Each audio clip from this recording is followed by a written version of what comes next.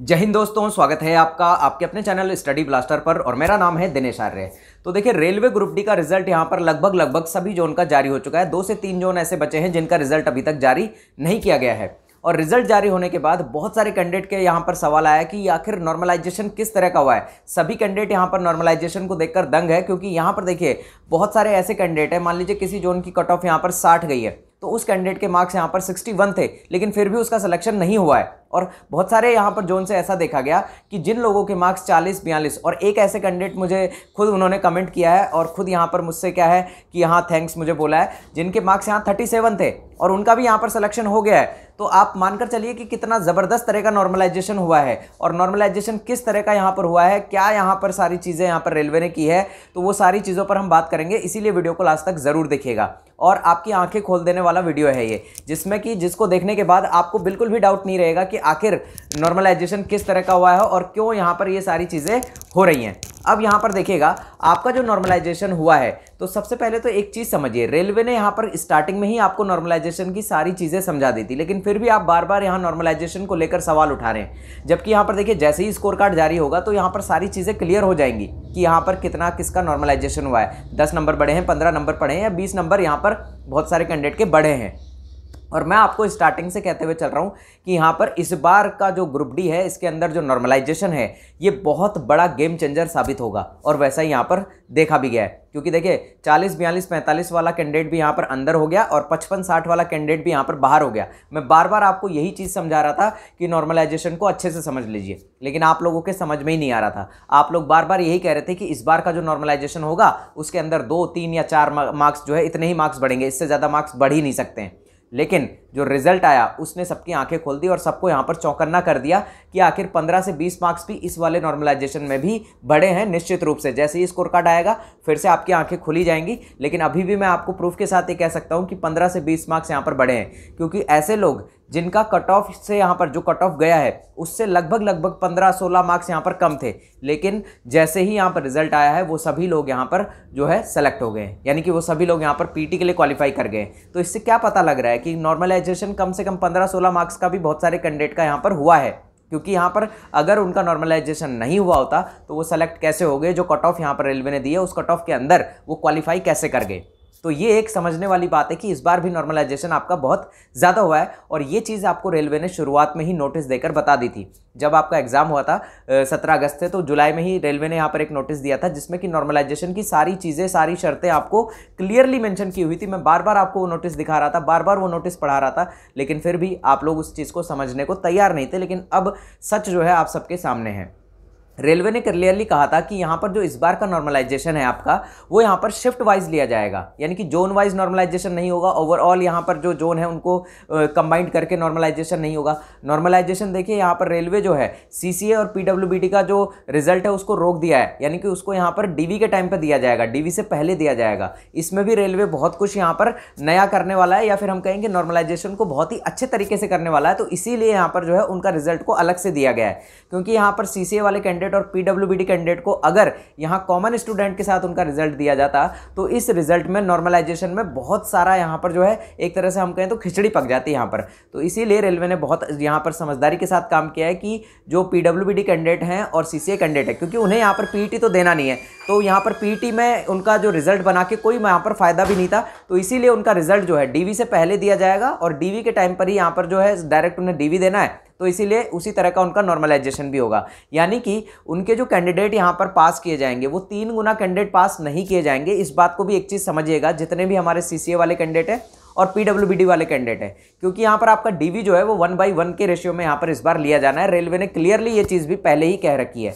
तो इसका मतलब ये है कि जो हमारे जो जितने भी सीसीए वाले स्टूडेंट हैं और हमारे पीडब्ल्यूबीडी स्टूडेंट हैं, उनका रिजल्ट यहाँ 1/1 के रेशियो में ही जारी किया जाएगा, क्योंकि उन्हें यहाँ पर पीईटी नहीं देना है, उनका रिजल्ट 3 गुना नहीं बनेगा। इस चीज़ को भी यहाँ पर सीसीए वाले और पीडब्ल्यूबीडी वाले कैंडिडेट जितने भी आपके दोस्त हैं या आपके जानने वाले हैं उनको ज़रूर बता दीजिएगा कि उनका रिजल्ट 3 गुना नहीं आएगा, उनका रिजल्ट 1 गुना ही आएगा। अब दूसरी बात, यहाँ पर नॉर्मलाइजेशन देखिए आपका शिफ्ट वाइज होगा, ये क्लियरली कहा था, यानी कि आपकी शिफ्ट के अंदर आपके बराबर या फिर आपसे कम मार्क्स पाने वाले कैंडिडेट अगर बहुत ज़्यादा हैं तो उस केस में आपका जो मार्क्स है वो यहाँ पर इंक्रीज करेगा, आपका मार्क्स यहाँ पर बढ़ जाएगा। तो ये चीज़ आपको मैंने शुरुआत में भी बताई थी। और दूसरी चीज़, अगर आपकी शिफ्ट के अंदर आपके बराबर या आपसे ज़्यादा मार्क्स पाने वाले कैंडिडेट की संख्या बहुत ज़्यादा है तो आपका मार्क्स यहाँ पर डिक्रीज हो जाएगा। और अगर इसमें कुछ ज़्यादा वेरिएशन देखने को नहीं मिले तो आपका मार्क्स जो है वो बिल्कुल सेम रहेगा, यानी कि मार्क्स ना बढ़ेगा ना घटेगा। तो ये तीनों कंडीशन मैंने आपको बता के चली थी और यही चीज़ रेलवे भी आपको बता के चल रहा था, लेकिन फिर भी आप जो है यहाँ पर नॉर्मलाइजेशन के ऊपर सवालिया निशान उठा रहे हैं।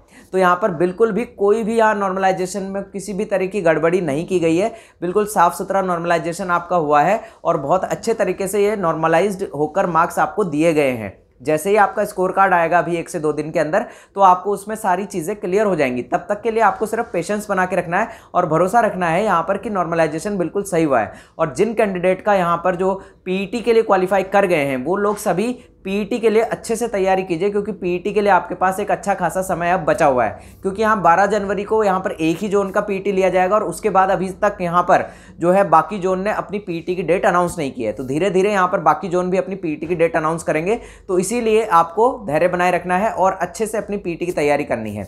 2 टाइम आपको पीईटी की तैयारी करनी है, एक बार सुबह और एक बार शाम को। और आने वाले जो भी कैंडिडेट यहाँ पर पीईटी के लिए क्वालिफाई किए हैं, आने वाले जितने भी दिन हैं उसमें बिल्कुल भी यहाँ फास्ट फूड मत खाइएगा, बिल्कुल भी ऑयली खाना मत खाइएगा, क्योंकि आपका जो एनर्जी लेवल है उसको यहाँ पर ये सारी चीज़ें डाउन करती हैं। आपको स्प्राउट्स खाने हैं, यानी कि अनाज खाना है, जैसे कि आपका दालें हो गई, चने हो गए और आपकी मूंग की दाल हो गई। तो इस तरह की चीज़ें आपको मॉर्निंग में खानी है, जिससे कि आपकी जो रनिंग है यानी कि आपका जो स्टेमिना है वो बढ़ सके। और यहाँ पर 2 टाइम रनिंग करनी है आपको, एक बार सुबह और एक बार शाम को। और यहाँ पर देखिए जब आप रनिंग करेंगे तो उस टाइम पर आपको एक चीज़ ध्यान रखना है कि पहले आपको अपनी हैबिट बनानी है कि आप यहाँ पर 1000 मीटर दौड़ सकते हैं या फिर नहीं दौड़ सकते हैं। और उसके बाद आपको धीरे धीरे अपने टाइमिंग पर काम करना है। 5 से 6 दिन आपको यहाँ पर अपने हैबिट पर काम करना है कि आपको 1000 मीटर दौड़ने की आदत बन गई है। और उसके बाद आप टाइमिंग पर काम कीजिएगा कि आपको यहाँ पर 4 मिनट के अंदर दौड़ना है।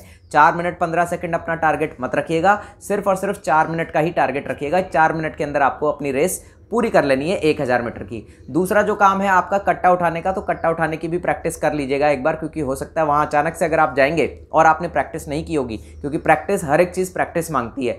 अगर आप बिना प्रैक्टिस के वहाँ गए और हो सकता है कट्टा आपसे उठे नहीं, यानी कि उठ तो जाएगा लेकिन हो सकता है कहीं आपसे स्लिप हो जाए, नीचे गिर जाए, कुछ भी यहाँ पर चीज़ हो सकती है। अगर आपकी प्रैक्टिस होगी तो आप एक बार में उठाएंगे और बहुत आराम से जो है इस चीज़ को क्लियर कर लेंगे, क्योंकि ज़्यादा बड़ी चीज़ नहीं है। आपको आराम से लेकर जाना है। आप चाहे उसे गोद में रखें, चाहे आप उसे कंधे पर रखें, चाहे आप उसे हाथ में ऐसे ही पकड़ लें, कोई दिक्कत नहीं है, लेकिन नीचे ज़मीन पर टच नहीं होना चाहिए। ज़मीन में टच होते ही वहाँ पर आप डिस्क्वालीफाई हो जाएंगे।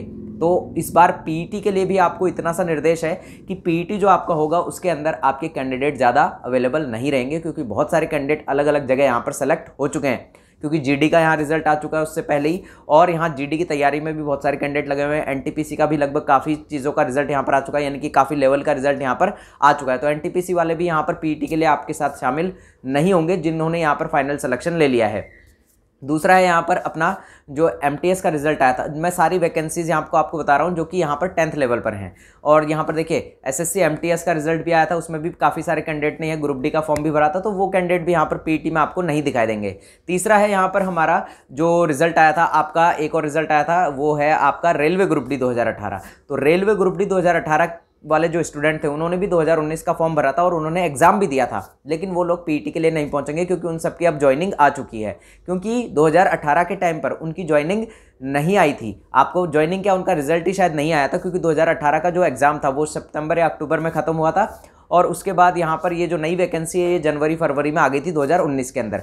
तो इसीलिए उन सभी लोगों ने भी यहाँ पर रेलवे ग्रुप डी का फॉर्म भरा था। तो इसीलिए आपको पीईटी के अंदर इतनी भीड़ देखने को नहीं मिलेगी। हालांकि 3 गुना कैंडिडेट यहाँ पास किए गए हैं, 3 गुना कैंडिडेट यहाँ पास किए जाएंगे या कर दिए गए हैं। ठीक है, जो 2-3 जो उनका बचा है रिजल्ट उनका तो यहाँ आ ही जाएगा।